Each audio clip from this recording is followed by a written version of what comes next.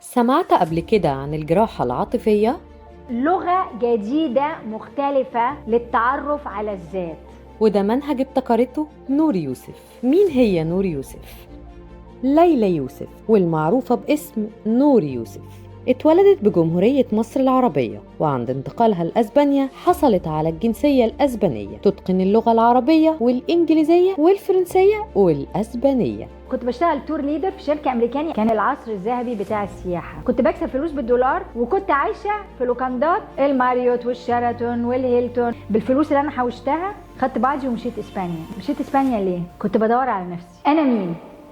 بدأت رحلتها لاكتشاف ذاتها منذ وصولها لبرشلونة عام 1989، وأول محطة في الاكتشاف كانت بدراسة سايكوثيرابي في مدرسة انتجريشنز كوكوبرو لمدة 4 سنين، ولمدة 5 سنوات كانت بتعمل سوبرفيجن، وهو الإشراف على الحالات. أنا بيجيلي ناس كتير بتقولي أنا اشتغلت كتير على نفسي، بس أنا عمري ما شفت الصورة بالطريقة دي. ليه؟ أنا شخصيا عندي قدرة إن أنا آخد حتة من هنا وحتة من هنا وحتة من هنا في حياتك، أحطهم على بعض وأقولك شايف الصورة النهائية عاملة ازاي؟ يقول لي واو، انا طول عمري بص على دي وبص على دي ومش بص على دي. عشان كده مسمياه خريطة عاطفية. ده ناتج من شغل على الجسم، نابع من حد معروف قوي مشهور جدا في العالم اسمه ويلهام رايخ. عنده نظام بيدرس في مدارس عالمية مشهورة. انا درست ده في اسبانيا في 4 سنين، سوبرفيجن 5 سنين. بتتلاقى نفس النظام في نفسك علشان تعرف انت لما بيكون قدامك زبون تقدر تعالجه ازاي.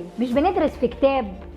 استخدمت علاج خاص وفريد في منهج الدراسة، واللي من سنة 1993 ولغاية دلوقتي بتعمل بيه، ولكن شغفها دفعها للحصول على المزيد. وكانت المحطة التانية في إعطاء المحاضرات في عدة مؤتمرات دولية زي International Society of Pre and Prenatal Medicine, International Society of Politics and Psychohistory, Communication and Gender in Sevilla, Excellence in Education لمدة سنوات متتالية. ومش بس كده، تطلعت ليلى يوسف للكوتشنج، ففي سنة 2008 كانت كوتشنج مع توني روبن، وقررت تتعلم الكوتشنج ودرست في مدرسة International Coaching Academy، أكاديمية معترف بيها من Coaching Federation.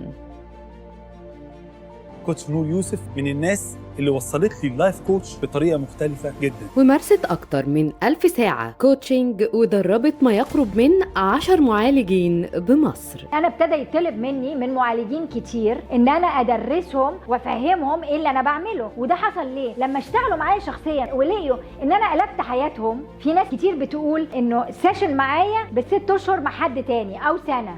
في عام 2011 كانت جزء من فريق الكوتشنج الأوروبي التابع لتي هارف إيكر، وعملت فيه كتاب بيست سيلر Secret of the Millionaire، وحصلت على عضوية في European Association for Body Psychotherapy. وفي عام 2014 اتعاونت في إعطاء دورة تدريبية للمدرسين مع رواد أسبانيا في علم الهوليستيك إديوكيشن في هذا الوقت، وهم كارلوس جونزاليس وخوسيه ماريا تورو. واستمر مشوارها التعليمي، وفي عام 2015 حصلت على ماجستير Emotional Intelligence من جامعة سانتا أنا في إسبانيا. وفي نفس العام أعطت دورة تدريبية في لغة تحرير المشاعر في جامعة إسبين الماريا. وفي الوقت ده حست بضرورة إفادة أهل بلدها بعلمها وخبرتها، عشان كده قررت في سنة 2015 النزول سنويا